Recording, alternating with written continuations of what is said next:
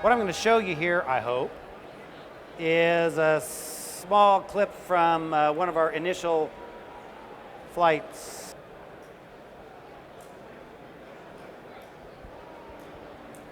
I need a safety pilot and takeoff recovery pilot to transfer control to GCO. All right, set aircraft. This is pre-flighting the aircraft.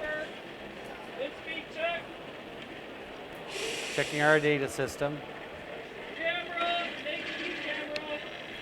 Turning on the various camera systems and autopilot. That looks very technical, but he's just looking for a green light on the back of the camera in the severe sun. Full throttle. Here's our launch pilot. Whatever you want to do.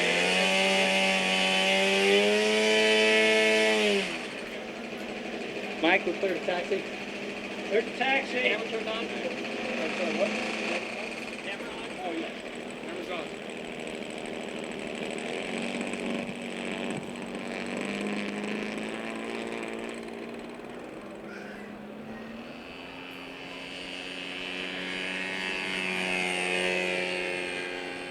Execute state delta. On state delta. State delta is executed. Stand by. We have radio comm to all the folks out in the field. Inside 10 seconds. That's the nose camera that the pilot sees. There's the phone unceremoniously dumped on a pile of wires, running the algorithm. There it goes at the Fly mountain. up straight. There it begins the Terminate. recovery. Fly up, terminate. So all that was automatic.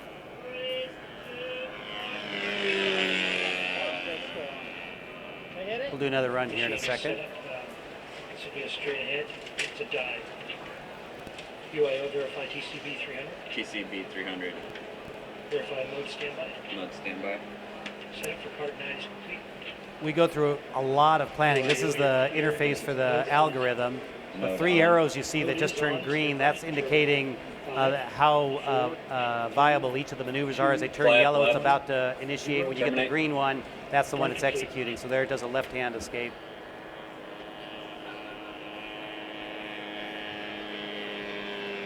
Of course, the 3 minutes of this video kind of belies how much time it takes to do these tests. There's a right-hand avoidance maneuver.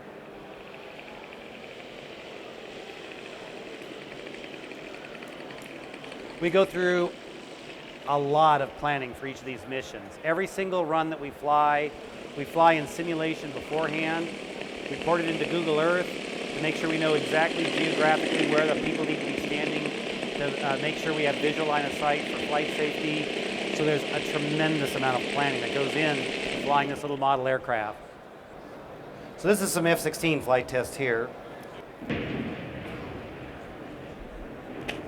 This is all done for the Office of Secretary of Defense. This will start off with ground collision avoidance and then show some of the air collision avoidance work as well that we're doing on the F-16. So a little multicolored set of blocks is just kind of an illustration of the software. 3, 2. This is the look out the front of the cockpit of the F-16.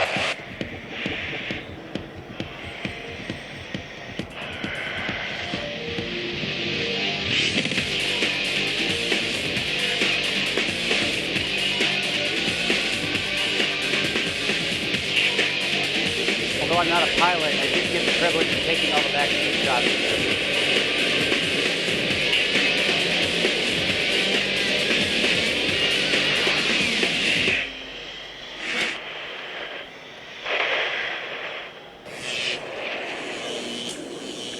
Control room is ready. You are cleared to maneuver. Card 7.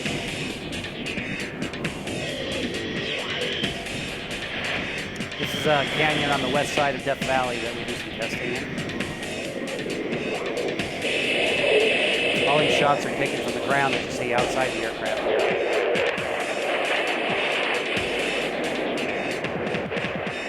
So the system was fully active as he maneuvered through that canyon. It did not come on. That's showing that you can navigate through some very tight terrain and it will not get in your way. Then if you straighten out and head towards the canyon wall, it'll take over right there and then it's off. It only comes on for 1 to 3 seconds. That hurts. I want to do this. Yeah. Drive past line, go straight. Here he's doing a strafing run. Okay. So you get very low to the ground when you do this. This one pulls out at about 90 feet above the ground. Flying about 500 knots during that run. Okay, gonna roll inverted. This is an illustration of the autopilot executing just the recovery maneuver up at altitude. So the pilot takes his hands off the stick at this point. It's all computer controlled from this point on. Bingo. That's all automatic. So you can see it generates some pretty serious rates on the aircraft. So this is kind of illustrating, this is getting into how we're going into ground collision avoidance on the small UAV. We're flying the small UAV like our Predator aircraft. So we've interfaced it, we're making it fly just like a Predator being a large scale UAV. Now we'll do a little bit of air collision avoidance stuff here.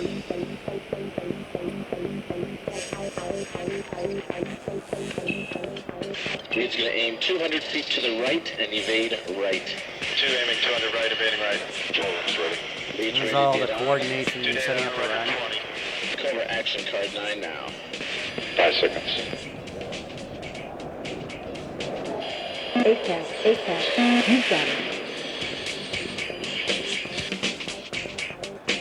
So it not only works with one aircraft on another aircraft, but it also works with multiple aircraft. So then you're going to see an illustration here of a botched rejoin, a Thunderbird rejoin with aircraft coming in for all 4 points of the compass.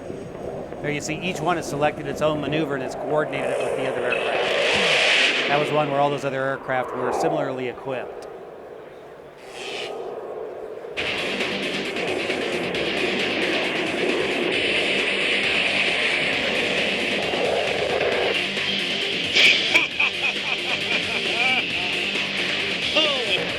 We got the 6-cylinder, he's got the V8 down here. One.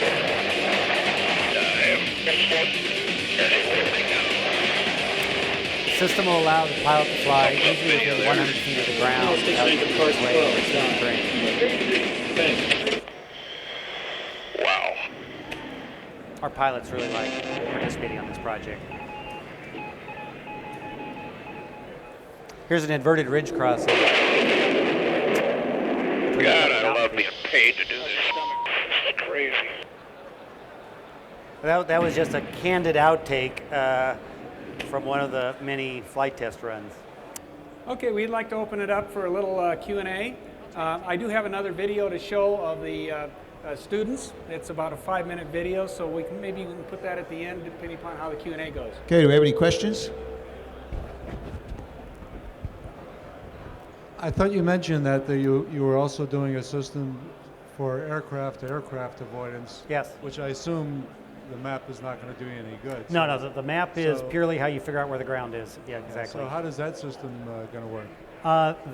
The way we're planning on doing that one is using a system called, have you heard ADSB?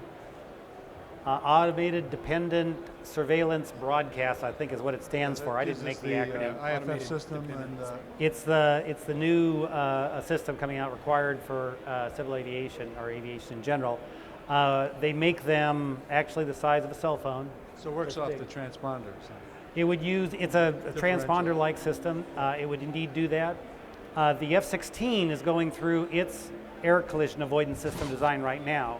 It's using a different system, another data link, basically, where it shares aircraft position information, but it also will be hooked up to its airborne radar, and it'll be driven off of either one. Anybody else have questions? Yeah, feel free. How about the student program, anything like that? There's one right there. Is this similar to the Predator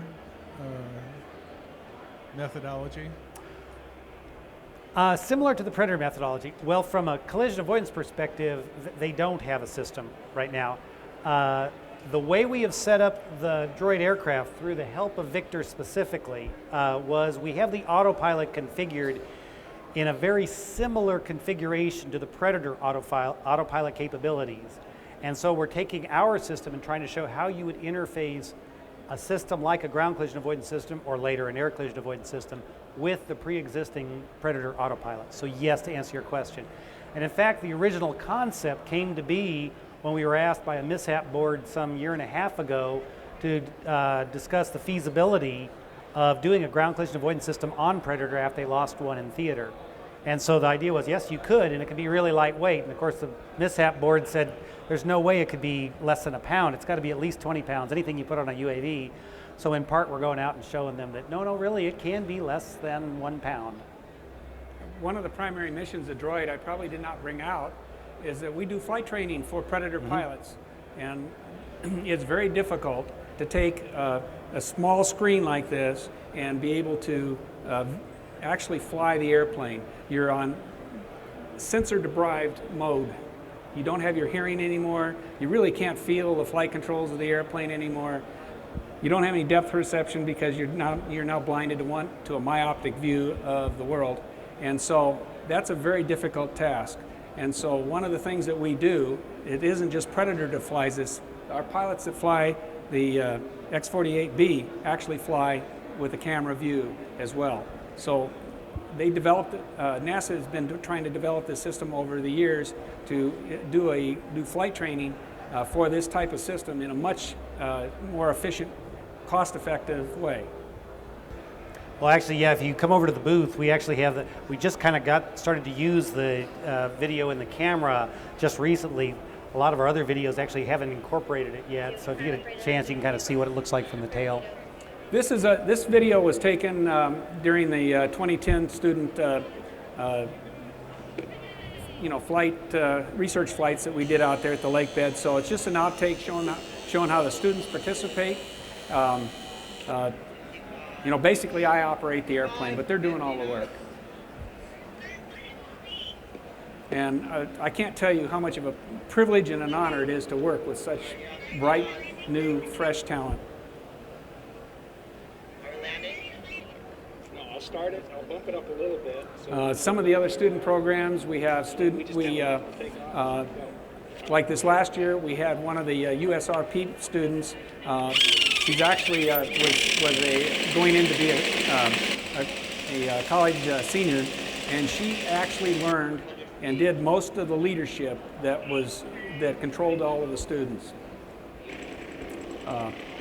Pulling a project together is very, very difficult. You have to learn to introduce yourself to people that you've never met before and convince them to help you out to get your project done. It's a great experience. You guys are at 35 knots. We're at 35 knots, Leslie. Oh yes, it's wonderful. It's like the F-16 video I'll show right after this. I wanted to end it. It was actually done for a congressional briefing. I wanted to end it with one of the pilots kind of making one of the comments they do on every flight, like, "Oh my gosh, I can't believe I get paid to do this." And it's very easy to find those outtakes in their cockpit recordings. Back when Mark was showing one of the videos that you saw the northern ridge of the lake bed at Rosamond for some of the ACAT, and it's in that ridge, same ridge you'll see in some of the shots here. It's 90 feet up. It's literally straight down. Mark had me assigned to go sit up in a chair on top of that ridge. Problem is for the safety pilot. The problem is it's barely big enough to really for the system to notice it different than flat terrain. And so yeah, we're going to say that one was for 400 feet and 50 knots, not 40. Okay. So we're repeating 31. We just completed 32. And level. So you can see how they're actually having to evaluate the data in real time, come back and say, okay, was that a good test, or do we have to do it again?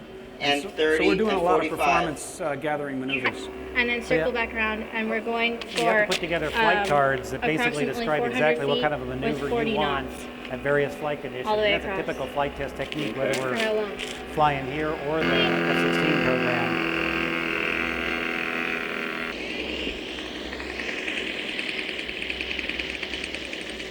My computer's having a few problems.